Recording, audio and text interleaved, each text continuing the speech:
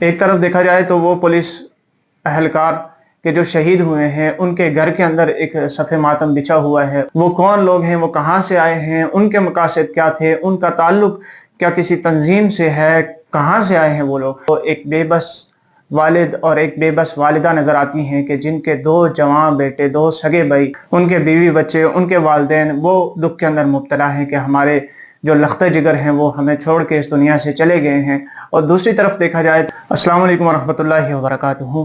गुज़िश्ता 1-2 दिन से आज़ाद कश्मीर की फ़िज़ा सोगवार है। उसकी वजह यह है कि रावलाकोट के अंदर 2 वाक़यात पेश आए हैं। पहला वाक़या कि एक पुलिस वैन जो खाई के अंदर जा गिरी, उसमें 5 पुलिस एहलकार शहीद हुए। अल्लाह पाक उनकी कामिल मग़फ़िरत फ़रमाए, उनके लवाहिकीन को सब्र जमील अता फ़रमाए। एक तरफ वो गम था, इसके साथ ही एक दूसरा वाक़या पेश आया जो इंतहाई अलमनाक वाक़या था, जिसने आज़ाद कश्मीर के तमाम लोगों को झिझोड़ के रख दिया। वो वाक़या ये था कि रावलाकोट के